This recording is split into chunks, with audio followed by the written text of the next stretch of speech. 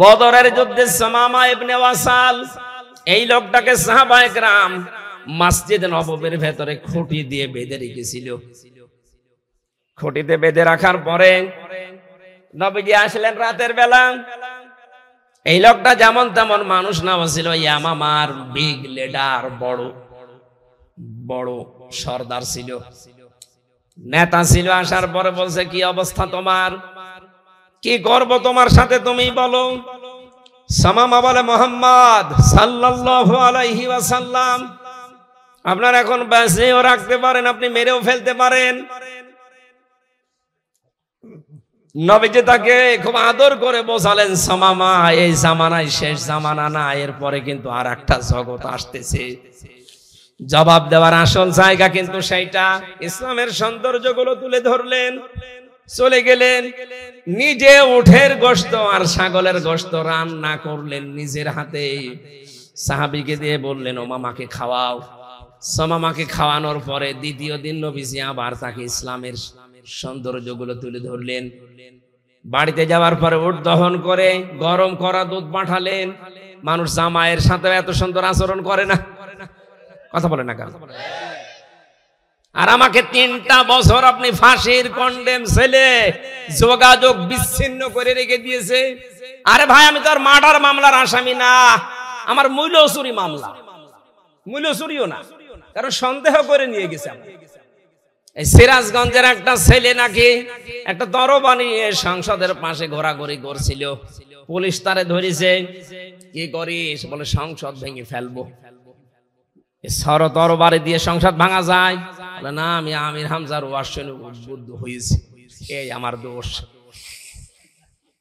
জজ পর্যন্ত হাসতো যে আমি বিচার করব কি দিয়ে, এর ভেতরে কোনো মাল নেই, একটা বিচার করার কিছু তো থাকা লাগবে, কি দিয়ে বিচার করব? বিচারপতি নিজেই মাঝে মাঝে সরকারি যে উকিল ছিল তারা জিজ্ঞাসা করতো, আমি তো নিজেও আমির হামজার ওয়াজ শুনি, কই আমি তো উদ্বুদ্ধ।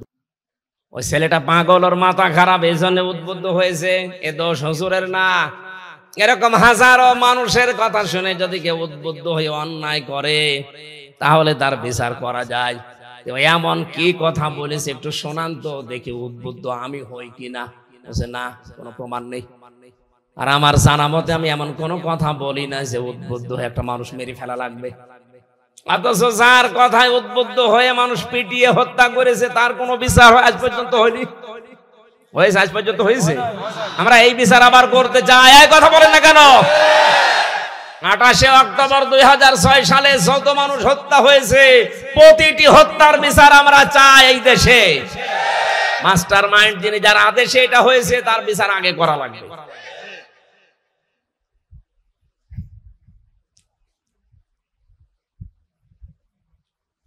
যুদ্ধবন্দীর সাথে আচরণ করার পরে তৃতীয় দিন নবীজি বললেন, যা আবার ছেড়ে দাও। সাহাবায়ে কেরাম বলে, হুজুর আপনি কি বলেন, লোকটাকে ছেড়ে দেব মানে? এ তো ভয়ঙ্কর মানুষ। বলে, আমি যা জানি তোমরা তা জানো না, ছেড়ে দাও। ছেড়ে দেওয়ার পরে লোকটা যাচ্ছিল ইয়ামামায়। হঠাৎ মদিনার শেষ প্রান্তে যে একটা কুয়াতে গোসল করার পরে তার মনের ভেতরে আল্লাহ পাক পরিবর্তন দিয়েছে। নবীর ওই 2 দিনের দাওয়াতে চলে আসলেন, বললেন, ইয়া রাসূলুল্লাহ, আমি আর বাপ দাদার ধর্মে ফিরে যেতে চাই না, আপনি মেহেরবানি করে ইসলামের এই সুশীতল ছায়া আমারে আশ্রয় দেন। লা ইলাহা ইল্লাল্লাহ মুহাম্মাদুর রাসূলুল্লাহ। ডাক দিয়ে বলেন, হে রাসূল, আজকের এই দিন থেকে, এর আগে আমি যতদিন আপনার নাম শুনেছি এই মোহাম্মদ নামটা আমার কাছে সবচাইতে ঘৃণিত ছিল। আজকে আমার মনে হচ্ছে এই মোহাম্মদের চাইতে পৃথিবীতে আর প্রিয় নাম আমার কাছে নেই।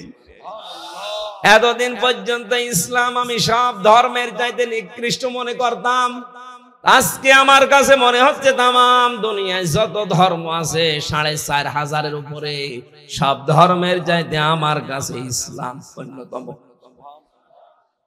দুনিয়ায় যত জায়গা আছে সব চাইতে নিকৃষ্ট জায়গা মনে করতাম এই মদিনাকে। আজকে আমার মনের ভেতরে এমন একটা পরিবর্তন আল্লাহ এনে দিয়েছেন, তামাম দুনিয়ার চাইতে এই মদিনার মহব্বত আমার অন্তরে সব চাইতে বেশি। তিনি ওখান থেকে ইয়ামামার যেহেতু বিগ লিডার ছিলেন, গম আসতো ইয়ামামা থেকে মক্কায়, উনি বন্ধ করে দিয়েছিলেন। আল্লাহর নবীর দাওয়াত যারা গ্রহণ করে না তারা না খেয়ে মারা যাক, আমি আর গম পাঠাতে দেব না। এই যে আমেরিকা বিভিন্ন স্যাংশন দেয় মাঝে মাঝে, কি অর্থনৈতিক যে স্যাংশন দিত, খাদ্যের স্যাংশন দিত, এগুলো নিয়েছে হযরতে উমার সুমামা ইবনে ওয়াসাল রাদিয়াল্লাহু তাআলা আনহুর থিওরি থেকে। শেষ পর্যন্ত বিশ্ব নবীর হস্তক্ষেপে এটা আবার চালু হয়, ওই মানুষগুলো আবার খাবার পেতে থাকে। আমি যেটা বোঝাতে চাই, আল্লাহর নবী মানুষের মেহমানদারি করিয়েছিলেন যুদ্ধবন্দির সাথে, যেটা 15.5 বছরে আপনি কারাবন্দির সাথে এরকম করতে পারেননি। তারেক জিয়া সাহেবের পিএস অপু ভাই আমার পাশেই ছিলেন, এবং তার বন্ধু গিয়াসউদ্দিন মামুন 17 বছর ছেলে, উনি আমার নিচতলায় ছিলেন। আমি দেখেছি এই লোকটার উপরে এত বেশি টর্চার অত্যাচার মানসিক ভাবে। এমনিতেই এক ব্লকে একা দিয়েছে, কেউ কথা বলা যাবে না ওনার সাথে, আবার ক্যামেরা ফিট করে রেখেছে সিসি, ওই উপর থেকে বসে বসে দেখে যে ওর সাথে দেখা করে কি কথা বলে। এটা যে মানসিক কত বড় একটা যন্ত্রণা। এমনি 17 বছর ছেলে, তার ভেতরে আবার এত মানসিক ঝামেলা চাপ, কাবু হয়ে গিয়েছিল। এখন হয়তো বের হয়েছে না? হ্যাঁ ভাই, বের হয়েছে। বিরোধী মতকে দমন করার জন্য মানুষ যেন মাথা তুলে দাঁড়াতে না পারে, যা করেছেন আল্লাহ পাকের আরশ পর্যন্ত আমার মনে হচ্ছে কেঁপে গেছে। আল্লাহ তো এমনি ধরে না, এই কারণে ধরেছে, এমন ভাবে ধরেছে আখাযনাহুম বাগতাতান ফাইদাহুম মুবলিসুন। সূরা আনআমের 44 নম্বর আয়াতের শেষের দিকে আছে, আল্লাহ পাক বলেন জালেমরা যখন জুলুম করার পরে আনন্দ করে, অত্যাচার করে, অট্টহাসিতে নিজেদের ভেতরে ফেটে পড়ে, আমি আল্লাহ তখন ওদেরকে আকস্মিক ভাবে এমন ভাবে ধরি ওই মানুষগুলো নিঃশ্বাস ফেলার সময় পায় না। 5 তারিখের ডেটটাই আমি তাই দেখেছি। ও বলেছিল যে 5টা মিনিট সময় দাও দেশের মানুষের জন্য, আমি কিছু লিখতে চাই। বলে না, 5 মিনিটও হবে না, তাড়াতাড়ি পালান। আমার মনে হচ্ছে বাগদাতান শব্দটা আল্লাহ একেবারে খাপের খাপ মুমতাজের বাপ মিলিয়ে দিয়েছে। আখাযনাহুম আলেম নেই এখানে, এখানে ফাইল কে? আল্লাহ নিজে। এই যে আখাযনাহুম একটা টান আছে, রব্বুল আলামিন বলেন আমি নিজে ধরেছি। সুতরাং আগস্ট মাসের 5 তারিখে 24 সালে এটা শুধু ছাত্র জনতা এদেশে ধরে নাই, এটা সরাসরি জালেমদের ধরেছে আল্লাহ নিজে। এক কথা বলুন, আল্লাহ যে নিজে ধরেছে তার প্রমাণ ফাইদাহুম মুবলিসুন। মানুষগুলো হতাশ হয়ে পড়েছে, ওরা যে হতাশ, ওদের চেহারার দিকে তাকান, এ ডক্টর আব্দুর রাজ্জাকের চেহারার দিকে তাকান, কত হতাশা তার চেহারার ভেতরে। সব আল্লাহর চেহারার ভেতরে এখন দাবিয়ে দিয়েছে, সব দেখা যাচ্ছে। এই মুবলিসুন একেবারে মিলে যাচ্ছে ওনাদের সাথে। আমি এটা দরবেশের চেহারার দিকে তাকিয়ে দেখেছিলাম, কি অসহায়, দাড়ি কেটে নম হয়ে গেছে। আমার কয়েকদিন আগে হাজিরা ছিল, আমার মামলা সব মিটে গেছে আলহামদুলিল্লাহ।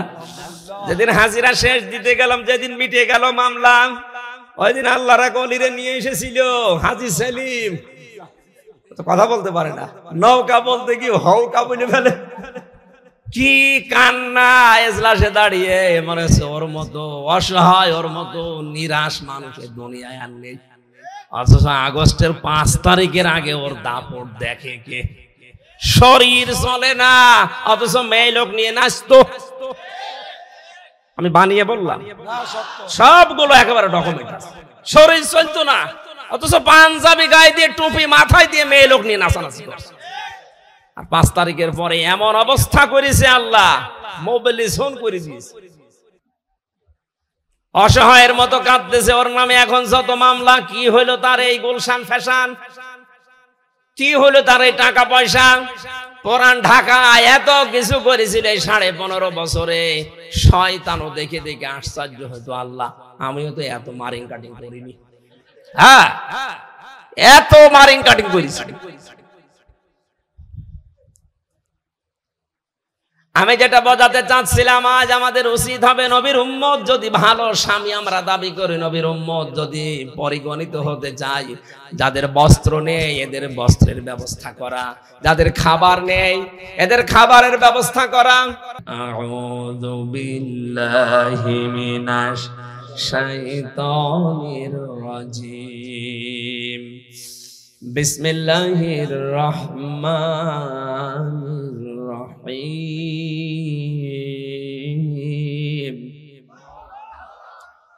শারআ লাকুম মিনাদ-দীনি মা ওয়াসসা বিহি নূহা ওয়াল্লাযী আওহাইনা ইলাইক ইলা আখিরি আয়া। সূরা শুরা। কোন সূরা? বলেন বলেন। সূরা শুরা 53টা আয়াত আছে। আমি 13 নাম্বার আয়াতটা পড়েছি। এর শাব্দিক অর্থ যত তাফসীর আছে পৃথিবীতে, প্রত্যেক সূরা শব্দের শাব্দিক অর্থ দিয়েছে পরামর্শ। এই যে যারা পরামর্শের ভিত্তিতে কাজ করেন না, নিজে যা মনে চায় তাই করেন, সে রাষ্ট্র টেকে না। এই দেশে 1628টা চেয়ার ছিল, একটা চেয়ারের শুধু হাত খোলা ছিল, বাকি 1627টা চেয়ার সব হাত বাঁধা ছিল। কারো পরামর্শের তোয়াক্কা করতো না, মনে যা চায় তাই করতো। এই কথা বলেন না, আপনি বাস্তবে এইটাই দেখেছি আমরা। কত মানুষ বুঝ দিয়েছিল না, কারো বুঝ নেবে না, ওনার মনে যা আসে উনি তাই করবে। আল্লাহ পাক বলেন ওয়ামরুহুম শুরা বাইনাহুম ওয়া মিম্মা রাযাকনাহুম ইউনফিকুন। হে নবী, আপনার উম্মতদের ভেতরে যারা দাবি করে যে আপনার উম্মত তাদের ভেতরে এই গুণটা থাকবে, তারা যখন যা করবে পরামর্শের ভিত্তিতে করবে। অথচ এটা 15.5 বছর আমরা দেখতে পাইনি। একক সিদ্ধান্তে দেশ চলেছে, শুধু নির্দেশ আসতো ওই দেশ থেকে, তাই একা চালানোর কারণে আল্লাহর রহমত বরকত আল্লাহ সব তুলে নিয়েছে। আমরা পরামর্শের ভিত্তিতে কাজ করতে চাই, আর এই পরামর্শ যেখানে হয় তার নাম সংসদ। ওর নাম কি? এজন্য শূরা শব্দের দ্বিতীয় অর্থ হচ্ছে সংসদ। এখানে যেতে হলে নির্বাচিত হয়ে যাওয়া লাগে নাকি? কোরআনে কারীম জানিয়েছে হুয়া জাতাবাকুম ওয়া মা জাআলা আলাইকুম ফিদ-দীনি মিন হারাজ ইলা আখিরি আয়া। সূরা হজের 78 নম্বর আয়াতের মাঝের অংশে আছে, আল্লাহ পাক বলেন আমি তোমাদেরকে নির্বাচিত করেছি। এখানে শব্দের দিকে খেয়াল করেন, হুয়া জাতাবাকুম, তিনি তোমাদেরকে নির্বাচিত করেন। ও টাঙ্গাইল মাসি, মানুষ নির্বাচিত হয় কিসের মাধ্যমে? নির্বাচনে। কথা বুঝতেছেন? মানুষ নির্বাচিত হয় কিসের মাধ্যমে? নির্বাচনের। বলেন বলেন। নির্বাচন না হলে আপনি নির্বাচিত হবেন কি করে? আল্লাহ নির্বাচিত করেন নির্বাচনের মাধ্যমে। লক্ষ লক্ষ নবীর উম্মত দাবি করেছিল যে আমরা শেষ নবীর উম্মত হব, কারোরটা আল্লাহ নির্বাচিত করেননি। আমাদেরকে আল্লাহ বাছাই করে করে নির্বাচিত করেছেন নির্বাচনের মাধ্যমে। শত শত নবীর উম্মতের আশা ছিল, লাইনে ছিল, আল্লাহ কাউকে এই লাইনে দেননি। আমাদেরকে নির্বাচিত করেছেন নির্বাচনের মাধ্যমে। অথচ 15.5 বছরে এই সিস্টেমটাই উনি ভেঙে দিয়েছিল। ফরহাদ ভাই বলছিলেন না যে কোন নির্বাচনই হয়নি? হ্যাঁ, এইটাই, কোন নির্বাচন হয়নি, খালি নাম কাওয়াজতে দেখানোর জন্য শুধু রাষ্ট্রের টাকাগুলো খরচ করিস। এই জন্য আমার মনে হয় এই বানানো নির্বাচন কমিশন যেগুলো ছিল প্রত্যেকটার আইনের আওতায় এনে শাস্তি দেওয়া দরকার। এগুলো সব জালেমদের দোসর। আল্লাহ নির্বাচনের মাধ্যমে নির্বাচিত করেন, আর আপনি সিস্টেমটাই ভেঙে দিলেন। কে মামার বাড়ির আবদার পেয়েছে, বিনা প্রতিদ্বন্দ্বিতায় 154 জন পাশ করে বসে আছে, আর আমরা কি ঘাস কাটছি? আর বাকি যে অবস্থা দেখলাম রাতে উনি দিনেরটা আগে করে ফেলেছে। আমার সাথে যে ওসি সাহেব জেলখানায় ছিল, ওসি মুয়াজ্জেম, ওই যে নুসরাত হত্যা মামলার ফেনীর, নাম শোনেননি? 8 বছর জেল হয়েছিল, আমার সাথে ছিল। আমারে বলতো মাঝে মাঝে, হুজুর এই যে নির্বাচন গেল, এই নির্বাচনে একেবারে ফজরের আজানের আগ পর্যন্ত আমরা সব আল্লাহর নাম নিয়ে কাজ করেছি, একেবারে সব শেষ করে গোসল করলাম, ওযু করলাম, এরপরে ফজরের নামাজ পড়ে ঘুমিয়ে গেলাম, কারণ কাজ সব সেরে দিয়েছি। আমি বলেছিলাম আপনার এই নামাজ, এই রোজা, এই যে আপনি এখন ভালো মানুষ আর যে বেশ ধরেছেন, বিশ্বাস করেন আপনি মানুষের অধিকার নষ্ট করেছেন। আমার মতো হাজার লক্ষ হামজা এভাবে রায় দেওয়ার কথা ছিল, নির্বাচনের মাধ্যমে প্রতিনিধি নির্বাচিত করার কথা ছিল, অথচ আপনি এটা না করে আল্লাহর নাম নিয়ে সব অবৈধ কাজ আপনি বৈধ করে চালিয়ে দিয়েছেন। প্রশাসনের যে মানুষগুলো অন্তত এই জালেমকে টিকিয়ে রাখার জন্য এই পথ বেছে নিয়েছিল, তাদের যেন এই চেয়ারে আর বসতে না পারে। বৈষম্য বিরোধী ছাত্র আন্দোলনে যারা শহীদ হয়েছে, জীবন দিয়েছে, তাদের যে 9টা দফা যে তারা সংস্কার চায়, যেখানে বসে বসে এই 15.5 বছর দুর্নীতির আঁকড়া বানিয়েছেন, জুলুম নির্যাতনের একেবারে শেষ পর্যায়ে পৌঁছিয়ে গেছেন, এই চেয়ারে বসে থাকার যোগ্যতা এখন আর আপনার নেই। আমরা চাই এই 1628টা যে চেয়ার, একটা চেয়ারেও যেন কোনো জালেম আর বসে না থাকে, সবগুলোর সংস্কার চাই। এক কথা বলেন না কেন? সুতরাং যিনি দায়িত্বে আছেন, আমরা বারবার আহ্বান জানাচ্ছি, সংস্কার করেন, খুব তাড়াতাড়ি এদেরকে এখান থেকে বিদায় করে, যারা এতদিন বৈষম্যের শিকার ছিল, ওএসডি হয়েছিল, তাদেরকে নিয়ে এসে জায়গায় বসা, নির্বাচনের পরিবেশ তৈরি করে আবার জনগণের হাতে তুলে দেন। কথা বলে না কেন? কারণ নির্বাচিত করেন আল্লাহ নির্বাচনের মাধ্যমে। এটা কোরআনে কারিমে ইজতিবা শব্দ আছে। এই সিস্টেমটা যারা নষ্ট করে দিয়েছিল, তাদেরকে আল্লাহ ছাড়বে কি করে? আপনি আল্লাহর বিধানে পরিবর্তন করে ফেলেছেন। আল্লাহ রাব্বুল আলামিন বলেন, দিনের উপরে চলতে গিয়ে এই যে নির্বাচিত যে মানুষগুলো, এই মানুষগুলো যদি দিনের উপরে চলতে যায়, ইসলামের উপরে, বাধা বিপত্তি যত আসবে, যত ঝামেলা ষড়যন্ত্র হবে, সব আমি আল্লাহ নিজে ওগুলো সরিয়ে দেব। এজন্য সত্য সত্য যারা দিনের উপরে চলতে চায়, ইসলামকে টিকিয়ে রাখার জন্য যারা মা মন প্রাণ দিয়ে, জান প্রাণ দিয়ে চেষ্টা চালায়, দেখবেন বিপদ আপদ মুসিবত আসলে এই মানুষগুলো ভেঙে পড়ে না, ঠিক দাঁড়িয়ে থাকে। কথা বলেন না? কথা বলেন। কারণ এগুলো দাঁড়িয়ে থাকার পেছনে যে ভূমিকা আছে, সে ভূমিকা কার? আমি নিজে কোনোদিন টিকে থাকা সম্ভব না। মুফতি জসিমউদ্দিন রহমানী বলে একজন আলেম ছিল আমাদের সামনের বিল্ডিং এ, ওনারা এত কঠিন অবস্থায় রেখেছিল, 3টা বছর এক ব্লকে রেখে কারোর সাথে কথা বলতে দেয়নি।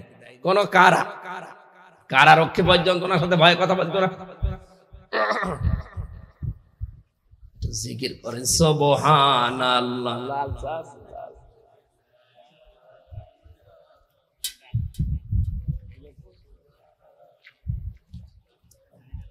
না থাকলে থাক।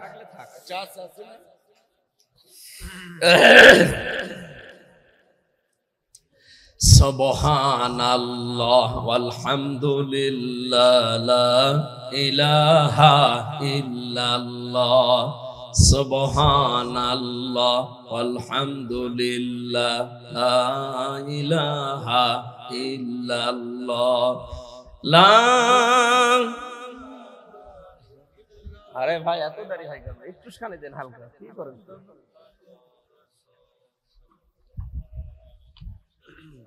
সুবহানাল্লাহ আলহামদুলিল্লাহ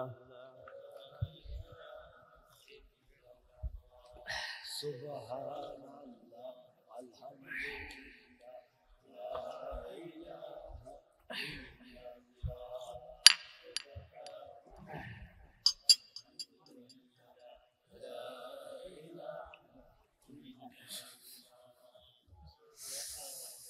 লা ইলাহা ইল্লাল্লাহ মুহাম্মাদুর রাসূলুল্লাহ। সূরার নাম বলেছিলাম সূরা শূরা।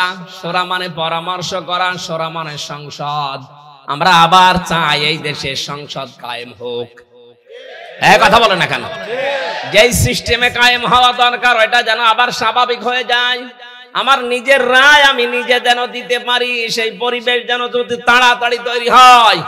যত দেরি হবে তত ষড়যন্ত্র বাড়বে। আপনি টের পাচ্ছেন বাস্তবতা? ওরা বসে আছে,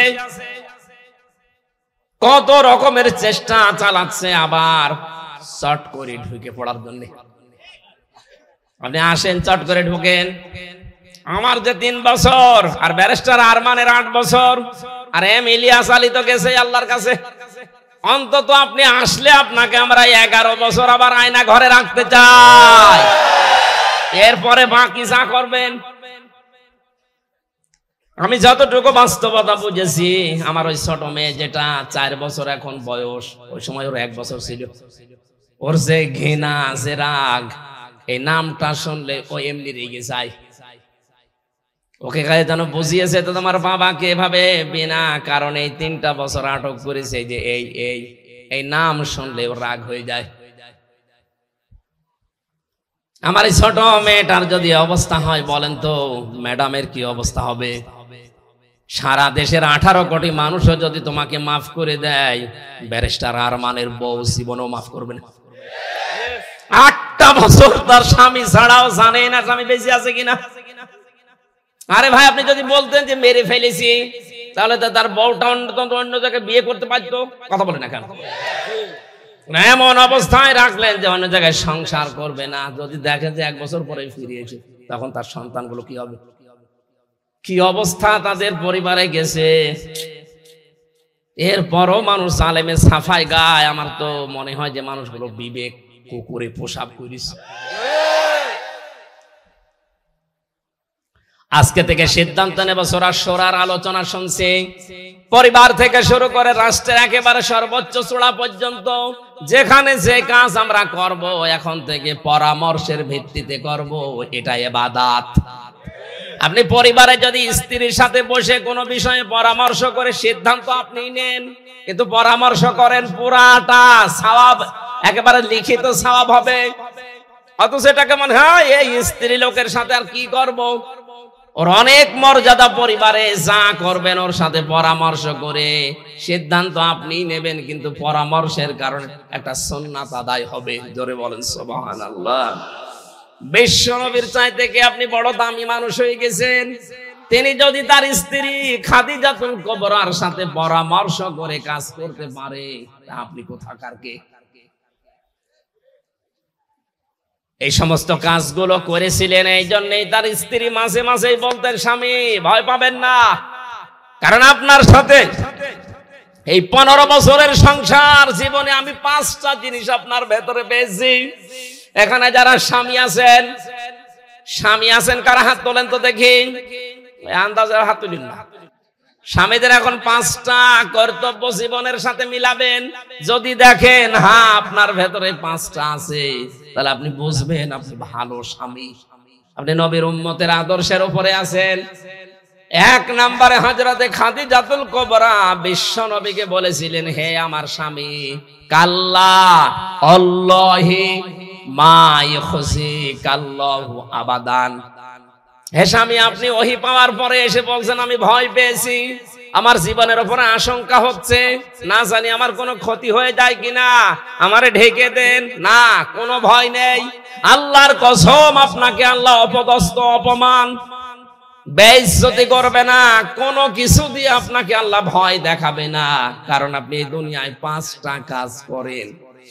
ও বাংলার স্বামীরা দেখেন তো, আপনি মিলান। হযরতে খাদিজা তার স্বামীকে 1 নম্বরে বলেছে, স্বামী আমার, আপনার ভয় নেই কারণ ইন্নাকা লা তাসিলুর রিহমা, আপনি রক্তের সম্পর্কগুলো দুনিয়ায় ঠিক রাখেন।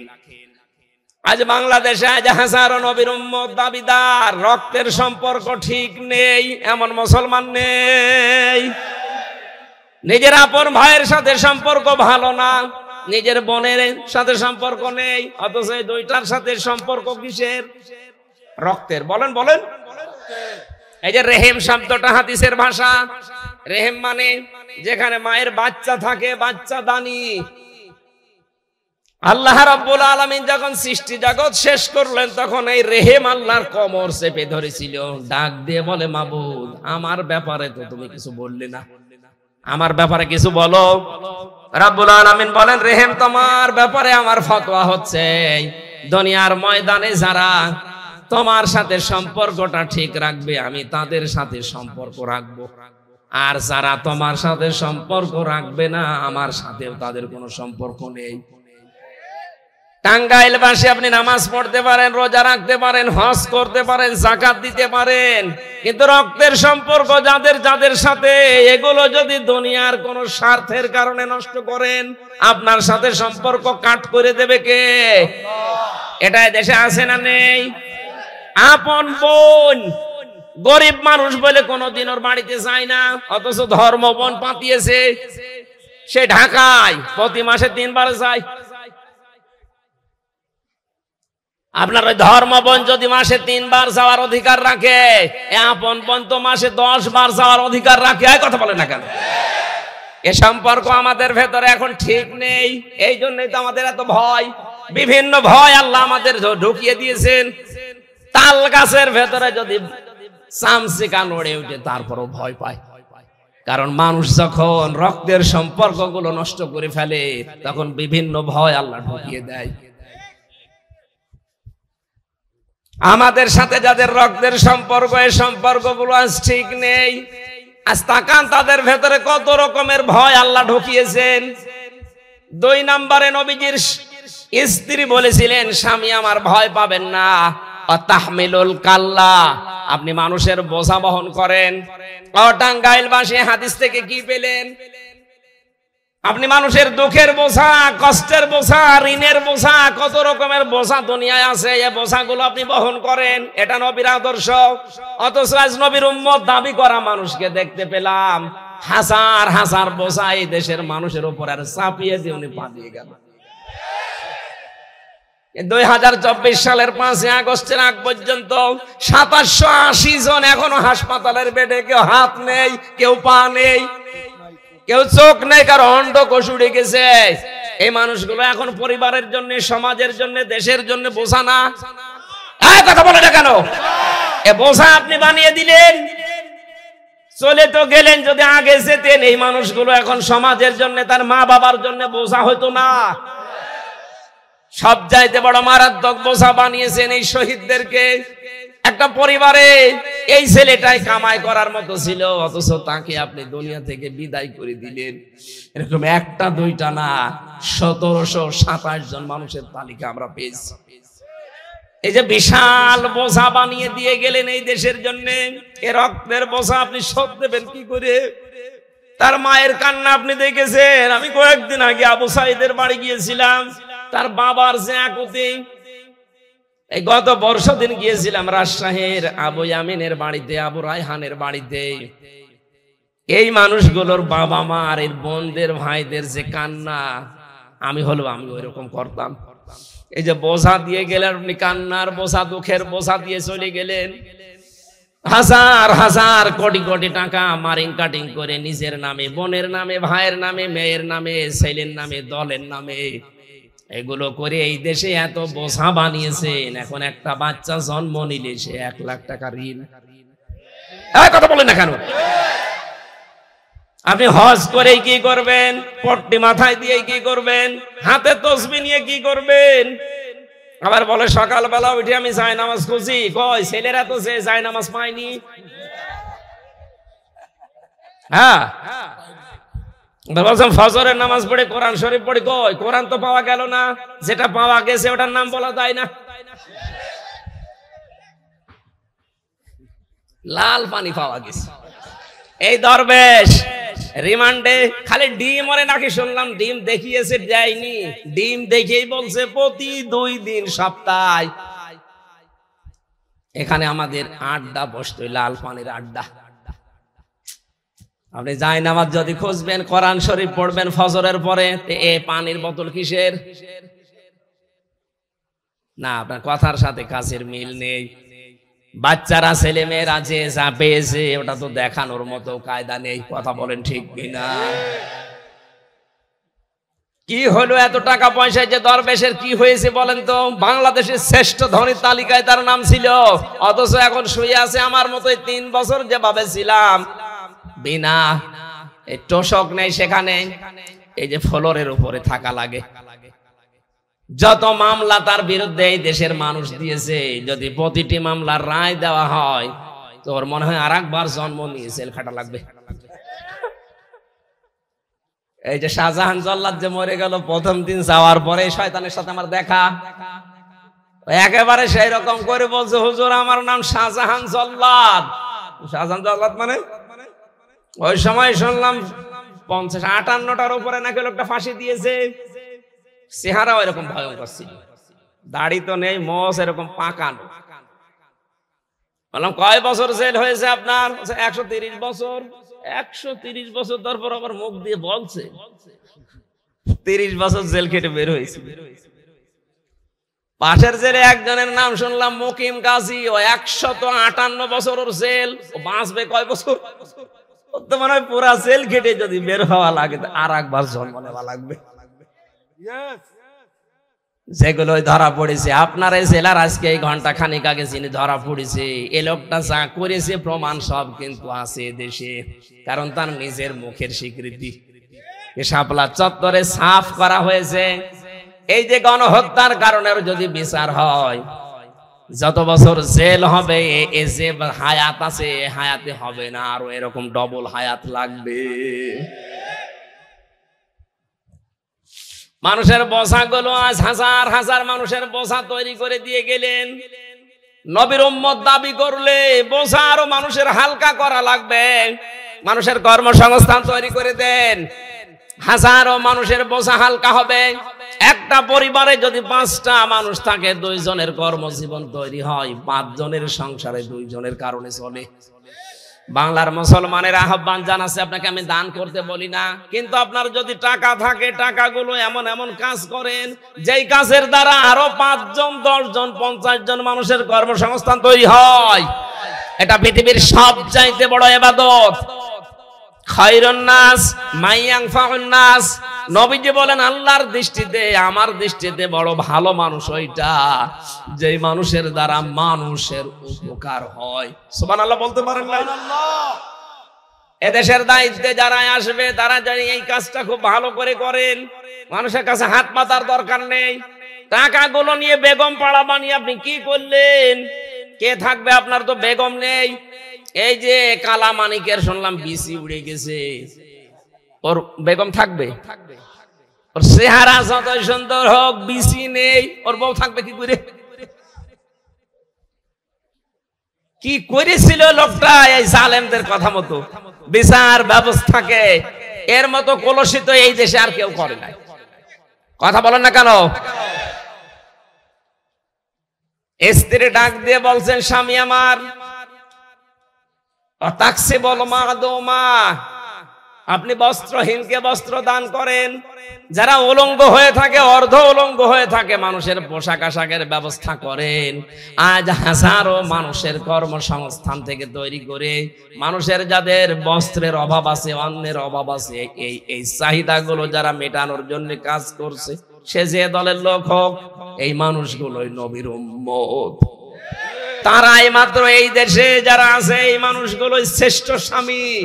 তাদের ভয় লাগবে না, কেউ ভয় দেখাতেও পারবে না। আপনি মেহমানদারি করেন। আরে ভাই, মেহমান তো আমরাও ছিলাম 3 বছর। নবীজি যুদ্ধবন্দীদের সাথে যা আচরণ করেছে, এই দেশে এই 15.5 বছরে কারাবন্দীদের সাথে ওই রকম আচরণ ওরা করতে পারে নাই। যুদ্ধবন্দী আর কারাবন্দী আকাশ পাতাল। আমরা কি যুদ্ধবন্দী ছিলাম না কারাবন্দী? বলেন বলেন। কারাবন্দীদের সাথে যা করেছে তুলে ধরার মতো না, অথচ নবীজি যুদ্ধবন্দীদের সাথে কি করলেন? হাদিস, বদরের যুদ্ধে সুমামা ইবনে ওয়াসাল, এই লোকটাকে সাহাবায়ে কেরাম মসজিদ নববীর ভেতরে খুঁটি দিয়ে বেঁধে রেখেছিল। খুঁটিতে বেঁধে রাখার পরে নবীজি আসলেন রাতের বেলা।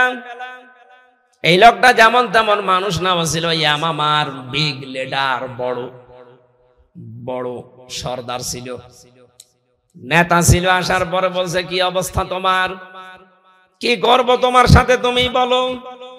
সামামা বলে, মুহাম্মদ সাল্লাল্লাহু আলাইহি ওয়াসাল্লাম আপনার এখন বেঁচেও রাখতে পারেন, আপনি মেরেও ফেলতে পারেন। নবীজি তাকে খুব আদর করে বোঝালেন, সামামা এই জামানায় শেষ জামানা না, এরপরে কিন্তু আর একটা জগৎ আসতেছে। জবাব দেওয়ার আসল জায়গা কিন্তু সেইটা। ইসলামের সৌন্দর্যগুলো তুলে ধরলেন, চলে গেলেন। নিজে উঠের গোশত আর ছাগলের গোশত রান্না করলেন নিজের হাতে, সাহাবীকে দিয়ে বললেন, ও মামাকে খাওয়াও। সামামাকে খাওয়ানোর পরে দ্বিতীয় দিন নবীজি আবার তাকে ইসলামের সৌন্দর্যগুলো তুলে ধরলেন। বাড়িতে যাওয়ার পরে উট দহন করে গরম করা দুধ পাঠালেন। মানুষ জামাইয়ের সাথে এত সুন্দর আচরণ করে না, কথা বলে না কেন? আর আমাকে 3টা বছর আপনি ফাঁসির কন্ডেম ছেলে যোগাযোগ বিচ্ছিন্ন করে রেখে দিয়েছে। আরে ভাই, আমি তো আর মার্ডার মামলার আসামি না, আমার মূল্য চুরি মামলা। মূল্য চুরিও না, কারণ সন্দেহ করে নিয়ে গেছে। এই সিরাজগঞ্জের একটা ছেলে নাকি একটা তরবারি নিয়ে সংসদের পাশে ঘোরাঘুরি করছিল। পুলিশ তারে ধরেছে, কি করিস? বলে, সংসদ ভেঙে ফেলবো। তরবারি দিয়ে সংসদ ভাঙা যায়? বলে, না, আমি আমির হামজার ওয়াজ শুনে উদ্বুদ্ধ হয়েছি, এই আমার দোষ। জজ পর্যন্ত হাসতো যে আমি বিচার করব কি দিয়ে, এর ভেতরে কোনো মাল নেই, একটা বিচার করার কিছু তো থাকা লাগবে, কি দিয়ে বিচার করব? বিচারপতি নিজেই মাঝে মাঝে সরকারি যে উকিল ছিল তারা জিজ্ঞাসা করতো, আমি তো নিজেও আমির হামজার ওয়াজ শুনি, কই আমি তো উদ্বুদ্ধ। ওই ছেলেটা পাগল, ওর মাথা খারাপ, এই জন্য উদ্বুদ্ধ হয়েছে, এ দোষ হুজুরের না। এরকম হাজারো মানুষের কথা শুনে যদি কেউ উদ্বুদ্ধ হয়ে অন্যায় করে তাহলে তার বিচার করা যায়। এমন কি কথা বলেছে একটু শোনান তো দেখি, উদ্বুদ্ধ আমি হই কিনা। না, কোনো প্রমাণ নেই। আর আমার জানা মতে আমি এমন কোনো কথা বলি না যে উদ্বুদ্ধ হয়ে একটা মানুষ মেরে ফেলা লাগবে। অথচ যার কথায় উদ্বুদ্ধ হয়ে মানুষ পিটিয়ে হত্যা করেছে তার কোনো বিচার আজ পর্যন্ত হয়নি। হয়েছে? আজ পর্যন্ত হয়েছে? আমরা এই বিচার আবার করতে চাই। এই কথা বলেন না কেন? 28 অক্টোবর 2006 সালে যত মানুষ হত্যা হয়েছে প্রতিটি হত্যার বিচার আমরা চাই এই দেশে। মাস্টার মাইন্ড যিনি, যার আদেশে এটা হয়েছে তার বিচার আগে করা লাগবে।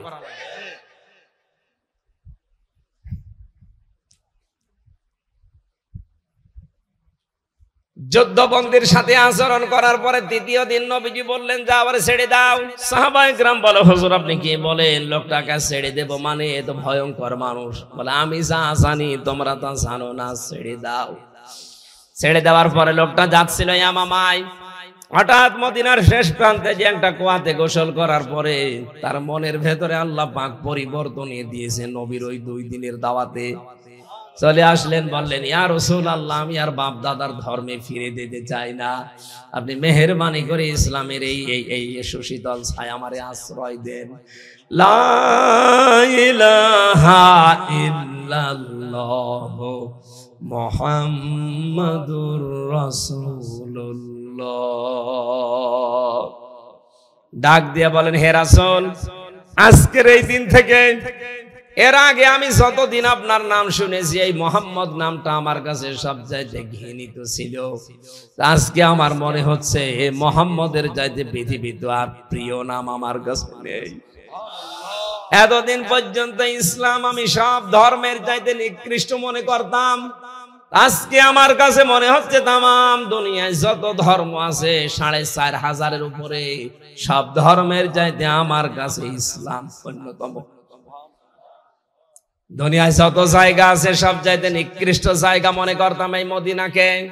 আজকে আমার মনের ভেতরে এমন একটা পরিবর্তন আল্লাহ এনে দিয়েছেন, তামাম দুনিয়ার চাইতে এই মদিনার মহব্বত আমার অন্তরে সব চাইতে বেশি। তিনি ওখান থেকে ইয়ামামার যেহেতু বিগ লিডার ছিলেন, গম আসতো ইয়ামামা থেকে মক্কায়, উনি বন্ধ করে দিয়েছিলেন। আল্লাহর নবীর দাওয়াত যারা গ্রহণ করে না তারা না খেয়ে মারা যাক, আমি আর গম পাঠাতে দেব না। এই যে আমেরিকা বিভিন্ন স্যাংশন দেয় মাঝে মাঝে, কি অর্থনৈতিক যে স্যাংশন দিত, খাদ্যের স্যাংশন দিত, এগুলো নিয়েছে হযরতে উমার সুমামা ইবনে ওয়াসাল রাদিয়াল্লাহু তাআলা আনহুর থিওরি থেকে। শেষ পর্যন্ত বিশ্ব নবীর হস্তক্ষেপে এটা আবার চালু হয়, ওই মানুষগুলো আবার খাবার পেতে থাকে। আমি যেটা বোঝাতে চাই, আল্লাহর নবী মানুষের মেহমানদারি করিয়েছিলেন যুদ্ধবন্দির সাথে, যেটা 15.5 বছরে আপনি কারাবন্দির সাথে এরকম করতে পারেননি। তারেক জিয়া সাহেবের পিএস অপু ভাই আমার পাশেই ছিলেন, এবং তার বন্ধু গিয়াসউদ্দিন মামুন 17 বছর ছেলে, উনি আমার নিস্তারায় ছিলেন। আমি দেখেছি এই লোকটার উপরে এত বেশি টর্চার অত্যাচার মানসিক ভাবে। এমনিতেই এক ব্লকে একা দিয়েছে, কেউ কথা বলা যাবে না ওনার সাথে, আবার ক্যামেরা ফিট করে রেখেছে সিসি, ওই উপর থেকে বসে বসে দেখে যে ওর সাথে দেখা করে কি কথা বলে। এটা যে মানসিক কত বড় একটা যন্ত্রণা। এমনি 17 বছর ছেলে, তার ভেতরে আবার এত মানসিক ঝামেলা চাপ। কাবু হয়ে গিয়েছিল, এখন হয়তো বের হয়েছে না? হ্যাঁ ভাই, বের হয়েছে। বিরোধী মতকে দমন করার জন্য মানুষ জানার মাথা তুলে দাঁড়াতে না পারে, যা করেছেন আল্লাহ পাকের আরশ পর্যন্ত আমার মনে হচ্ছে কেঁপে গেছে। আল্লাহ তো এমনি ধরে না, এই কারণে ধরেছে, এমন ভাবে ধরেছে আখাযনাহুম বাগতাতান ফাইদাহুম মুবলিসুন।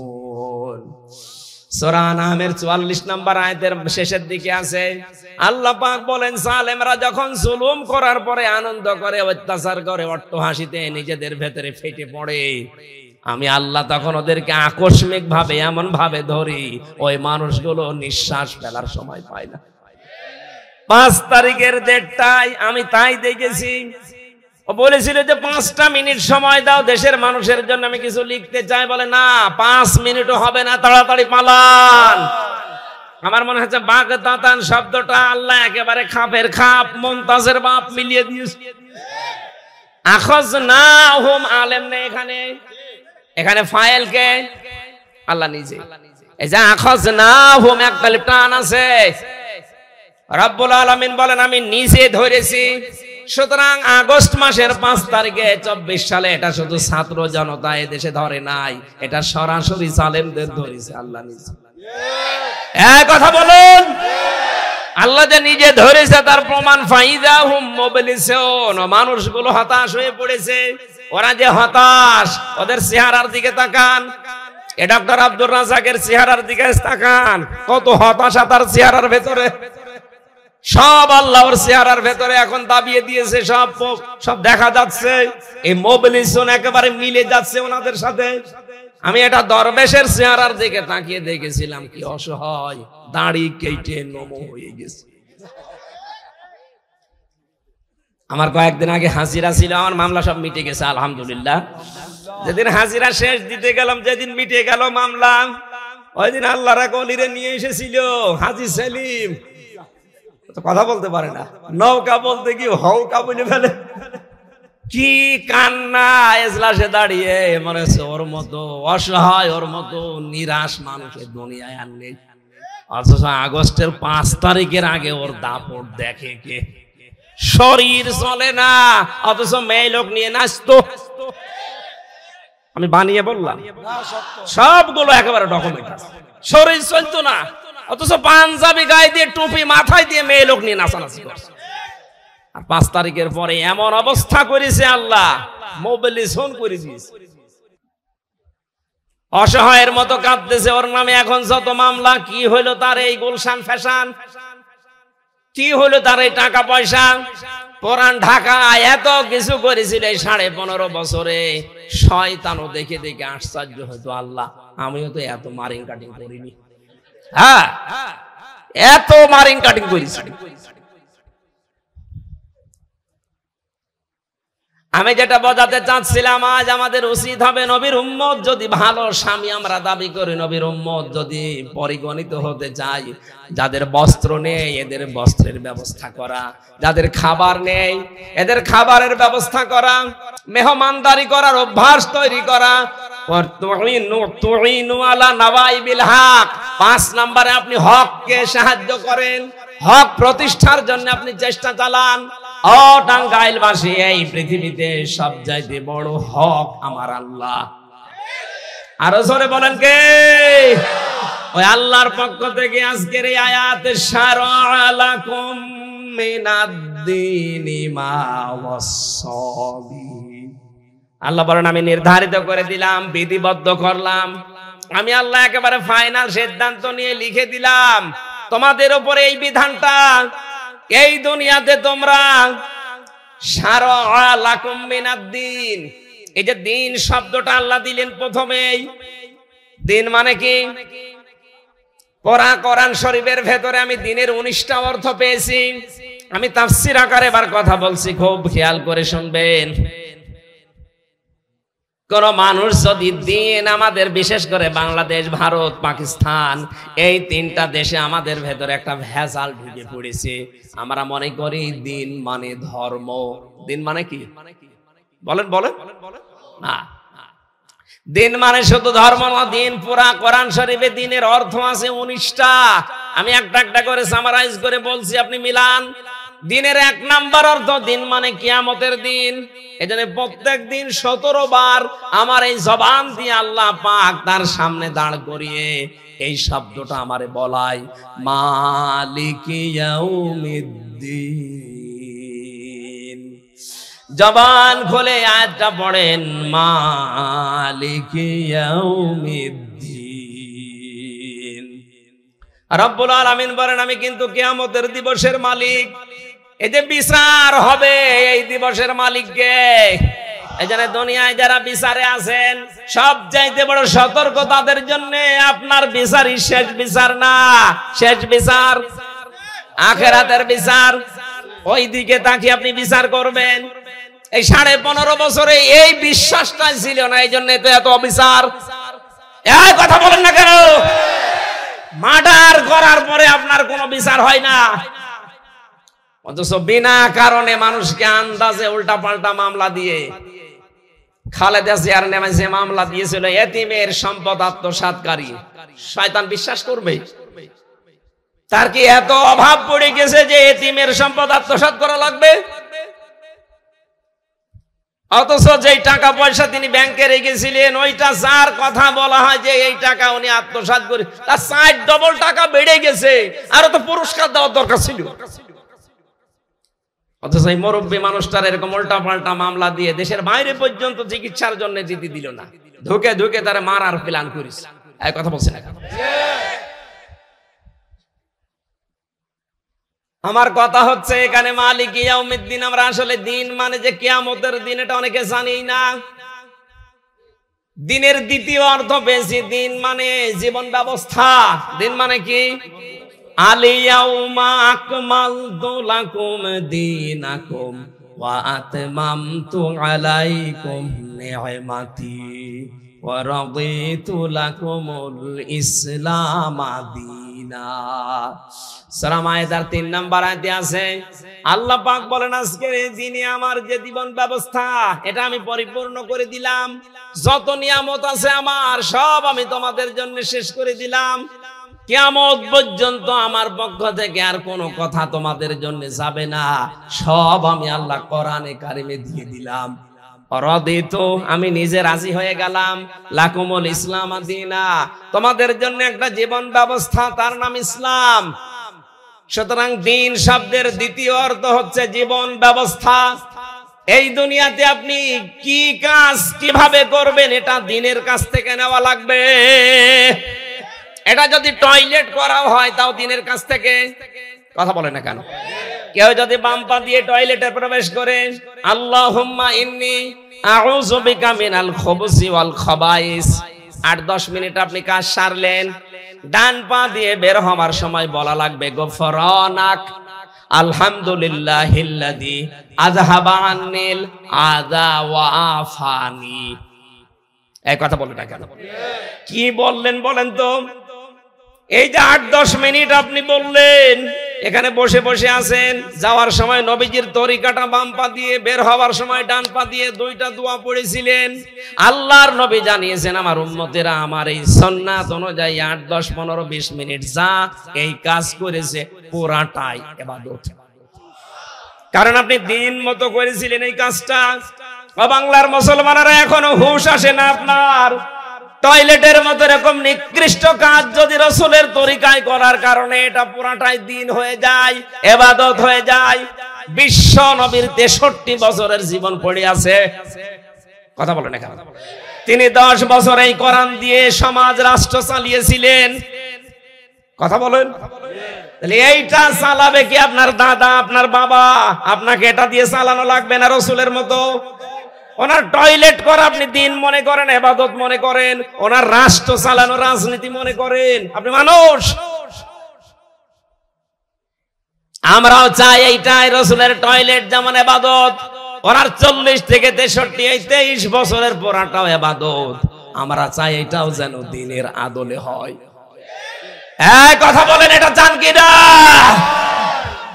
53 বছর এটা কায়েম নেই, এইজন্য আমরা টয়লেটে গেলে, মসজিদে গেলে ভালো লাগে। কিন্তু পৃথিবীর জমিন চালাতে হবে একেবারে ইউনিয়ন থেকে শুরু করে সংসদ পর্যন্ত আল্লাহর এই বিধান মতো রাসূলের ওই তরিকায়। এইটাও দিন। এটাও কি এই দিন? আমরা আজ বুঝি না, এই বোঝাতে গেলেও কিছু মানুষ বুঝতে চায়। কারণ সারা জীবন তো আমাদের সামনে ওইভাবে আলোচনা হয়েছে। বাবা বাজার থেকে একটা মাছ নিয়ে আসবে, কিন্তু দোকানদার বলছে দেখেন এটা কিন্তু 4 কেজি ওজন, এই বোয়াল মাছ। আপনি যদি নিতে চান তাহলে কেটে কেটে নিতে পারেন 1 কেজি। পিস পিস করে দিয়েছে। বাড়িতে নিয়ে আসার পরে মেয়ে যখন দেখেছে বলছে বাবা কি? বলছে বোয়াল মাছ। মেয়ে মনে করছে বোয়াল মাছ মনে হয় এতটুকুই হয়। দ্বিতীয় দিন আবার 1 কেজি নিয়ে এসেছে, বলছে বাবা কি? বোয়াল মাছ। ও মেয়ের বিশ্বাস যে বোয়াল মাছ এতটুকুই। তৃতীয় দিন একেবারে 2 কেজি ওজনের একটা বোয়াল ঘাড়ে করে নিয়ে আসতেছে। ডাক দিয়ে বলছে আব্বা এটা কি? বলছে বোয়াল মাছ। মেয়ে বলছে না, এ বোয়াল আমি খাবো না, এ বোয়াল নেব না, এটা বোয়াল না। আগে জানিয়ে এসেছিল ওটা কি বোয়াল। কথা বলছে না কেন? ওটা বিড়ালের পুষ। এখন যেটা নিয়ে এসেছে পুরাটা একটা বোয়াল মাছ। এতদিন পর্যন্ত আংশিক ইসলামের কথাবার্তা আমরা শুনেছি, পূর্ণাঙ্গ দিনের কথা শুনলেই মানুষ মনে করে এটা আমি খাবো না, নেব না। কারণ আমাদের অভ্যাস হয়ে গেছে 53 বছর বোয়াল মাছ মনে হয় এতটুকু। বোয়াল কি এতটুকু হয়? বলেন। বোয়াল মাছ যে 10 কেজি ওজনের আছে আমাদের জানাই নেই। দিনের ভেতরে আপনি টয়লেট করা আছে, মসজিদে যাওয়া আছে, এইটা বিশ্বাস করেন। দিনের ভেতরে যে চোরের হাত কাটা আছে এইটা আপনি মানেন না। এটা যদি কায়েম করতে পারতেন তাহলে এই দরবেশের হাত থাকতো। 36,000 কোটি টাকা চুরি করছে। ওর হাত 2টা না, আরো যা আছে ওর সব কাটা পড়ে যেত। কথা বলেন। কারণ হাত কাটার পরে আমরা জানি অপরাধ যদি কেউ করে ডান হাত, এরপরে বাম হাত, এরপরে ডান পা, এরপরে বাম পা, বিপরীত দিক থেকে। ও যা করেছে 4 হাত পার পরে আরো যা আছে শরীরে, ও ঠ্যাং যা আছে সব কাটা পড়ে যেত। এই জন্য ওরা চায় না যে কোরআনের এই যে দিন মানে যে জীবন ব্যবস্থা, এটা যেন মানুষ না জানে। এটা আমরাও জানাতে পারি নাই, মানুষও জানে না, আর জানতেও দিতে চায় না। এইভাবে দিনের ব্যাখ্যা বললে ওরা বলে হুজুর রাজনীতি, এই জন্য অনুমতি দেয় না। আরে শয়তান, এইটাই আসল দিন, এইটাই আসল জীবন ব্যবস্থা। দিনের 3 নাম্বার অর্থ, দিন মানে ধর্ম, যেটা আমরা মনে করছি। হ্যাঁ এটাও আছে সূরা আলে ইমরান 3 নাম্বার পারা 13 নাম্বার না 11 নাম্বার পৃষ্ঠা 4 নাম্বার লাইনের 19 নাম্বার আয়াতে আছে প্রথম অংশে, ইন্নাদ-দীনা ইনদাল্লাহিল ইসলাম। আল্লাহ পাক বলেন অবশ্যই আমি আল্লাহর কাছে মনোনীত ধর্ম ইসলাম। মনোনীত ধর্ম কি? দিনের 4 নাম্বার অর্থ পেয়েছি আমি রাষ্ট্রীয় আইন। কি বললাম? বলেন বলেন। সূরা ইউসুফের ৭৬ নম্বর আয়াতের মাঝের অংশে এটা পাবেন। মা কানা লিয়াখুযা আখাহু ফি দীনিল মালিকি ইল্লা আইয়াশা আল্লাহ। দ্বিতীয় নম্বরে সূরা মুমিনের ২৬ নম্বর আয়াতে আছে ওয়াকালা ফিরআউনু দারুনি আকতুল মূসা ওয়ালিয়াদু রাব্বা ইন্নী আখাফু আইয়ুবাদদিলা দীনাকুম আও আইযহিরা ফিল আরদিল ফাসাদ। হযরত মুসার দাওয়াতের পরে ফেরাউন বলেছিল আমারে তোরা ছেড়ে দে, আমি মুসাকে হত্যা করব, সে তার রবকে ডাকুক। আমি আশঙ্কা করছি সে আমার দিনকে পাল্টিয়ে দেবে। এখানে দিন মানে রাষ্ট্রীয় বিধান, রাষ্ট্রের নিয়ম নীতি মুসা পাল্টাতে চায়, তাহলে দিন মানে শুধু ধর্ম না, দিন মানে কিয়ামত না, দিন মানে জীবন ব্যবস্থা না, দিন মানে রাষ্ট্রীয় আইন। আল্লাহ বলেন এইটা প্রতিষ্ঠা করার জন্য আমি লিখে দিয়েছি। শুধু আপনাকে না, নূহ আলাইহিস সালামকে, মুসা আলাইহিস সালামকে, ইব্রাহিম আলাইহিস সালামকে, ঈসা আলাইহিস সালামকে, এত বড় বড় চারজন নবীর পরে আল্লাহ বলেন আল্লাযী আওহাইনা ইলাইকা, আপনার প্রতি আমার একই নির্দেশ, আনাকিমুদ্দিন, আমার এই দিন জমিনে কায়েম করেন, ওয়ালা তাতাফাররাকু ফি, এই বিষয়ে কোনো ফতোয়াবাজি করবেন না, কোনো মত পার্থক্য এ ব্যাপারে নেই। আপনার রাজনৈতিক আদর্শ আলাদা থাকতে পারে, আপনি আলাদা পীরের মুরিদ হতে পারেন, আপনি জীবন চিল্লায় যেতে পারেন, কিন্তু আপনার টার্গেট থাকা লাগবে এই জমিনে আল্লাহর এই দিন কি করে কায়েম করা যায়। কারণ এটা কায়েম হলেই পূর্ণাঙ্গ ভাবে ইসলাম মানা যাবে। যতদিন কায়েম হবে না এদেশে ইসলাম মানা সম্ভব নয়, যতই চেষ্টা করেন। কাবুরা আলাল মুশরিকিনা মা তাদউহুম ইলাইহি, এই একত্ববাদের এই দ্বীনের ডাক দেওয়ার পরে আল্লাহ বলেন সব চাইতে বেশি খারাপ লাগবে মুশরিকদের কাছে। সুতরাং আমার এই দাওয়াত শোনার পরে মুসলমানদের আনন্দ লাগবে আর খারাপ লাগবে কাদের? আপনি কি মুশরিক? আল্লাহু ইয়াজতাবি ইলাইহি মাইয়াশা, আল্লাহ পাক যাকে নির্বাচিত করেন তাকে এই দিন প্রতিষ্ঠার কাজের জন্য কবুল করেন। ওয়াহদি ইলাইহি মাইয়ুনিব, এবং তিনি তার দিকে যে অভিমুখী হয়, তার দিকে যে ফিরে যাওয়ার চেষ্টা চালায়, মহান আল্লাহ পাক ওই মানুষটাকে তার দ্বীনের দিকে এগিয়ে দেন। আল্লাহ আমাদেরকে যেন তার দ্বীনের খাদেম, দ্বীন কায়েমের জন্য যেটা করা দরকার, শুধুমাত্র এই দেশে সৎ হলে হবে না, যোগ্যতা সম্পন্ন হওয়া লাগবে আমাদের। আমরা সারা জীবনে এইটা শোনেন, সারা জীবন আমরা শুনেছি ইন্নাল্লাযীনা আমানু ওয়া আমিলুস সলিহাত, যারা ঈমান আনে আর আমলে সালেহ করে, কানাত লাহুম জান্নাতুল ফিরদাউস নুজুলা, তাদের জন্য আল্লাহ জান্নাতুল ফিরদাউস রেখে দিয়েছেন, মেহমানদারি করাবেন। কিন্তু আয়াতের বাস্তবতা কি? ঈমান আনার পর সালেহ শব্দের শাব্দিক অর্থ কিন্তু শুধু সৎ না, শুধু নেক আমল না, সালেহ মানে যোগ্য। সালেহ মানে কি? সুতরাং সৎ তো হওয়াই লাগবে এবং যোগ্যতা সম্পন্ন হওয়া লাগবে। আজ আমাদের ওই যোগ্যতা ওই পর্যন্ত পৌঁছাতে পারছে না, এই জন্য রাষ্ট্রীয় যে দিন, জীবন বিধান, এটা আল্লাহ আমাদের হাতে তুলে দিচ্ছে না। এই জন্য আমাদের সৎ হওয়া লাগবে, পাশাপাশি যোগ্য হওয়া লাগবে। কথা বুঝতেছেন? তাহলে আপনার মেহমানদারির জন্য আল্লাহ জান্নাতুল ফেরদাউস বানিয়ে রাখবে।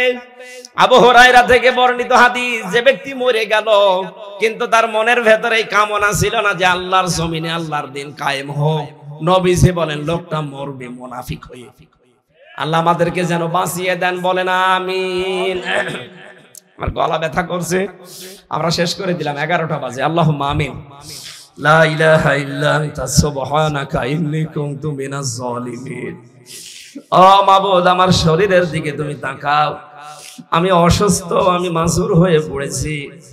এই কঠিন অবস্থায়ও ডাক্তারের পরামর্শ রাত জাগা যাবে না, এরপরও তোমার বান্দা বান্দির আকাঙ্ক্ষা, বহু কষ্ট করে কোরআনের কথাগুলো বোঝানোর চেষ্টা করেছি, যতটুকু বুঝিয়েছি আল্লাহ তুমি আমল করার তৌফিক দাও। আজকের আলোচনার সওয়াবগুলো নবীজির রওজায় পৌঁছিয়ে দাও। যত মানুষ আমরা কোরআনে কারিমের কথা শুনলাম, মা বাবা যাদের নেই, কোরআনের ইজ্জতে মাফ করে দাও। মাহফিলের আয়োজন করতে গিয়ে যারা শ্রম দিল এদেরকে ওসমানের মতো কবুল করো। মাহফিলের প্রধান অতিথি অ্যাডভোকেট ফরহাদ ইকবাল, আল্লাহ তোমার গোলামের আকাঙ্ক্ষাকে পূর্ণ করে দাও। যত মানুষ আমরা দলমত নির্বিশেষে এসেছি, দিন শব্দের যতগুলো বিষয় আমরা জেনেছি, আল্লাহ দুনিয়ায় আমল করার সুযোগ দাও। সম্মানিত মা বোনদেরকে কবুল করো। আগামীতে এই মাহফিলটা কোরআনের জন্য কবুল করে নাও। আমার শরীরটা তোমার কাছে ভিক্ষা চাই, কণ্ঠটা ভিক্ষা চাই। মেহেরবানি করে শরীরটাকে তুমি আবার স্বাভাবিক অবস্থায় ফিরিয়ে দাও। বারাকাল্লাহু লানা ওয়া লাকুম ফিল কুরআনিল আযীম। মরণ আসলেই যেন পড়তে পারি লা ইলাহা ইল্লাল্লাহু মুহাম্মাদুর রাসূলুল্লাহ।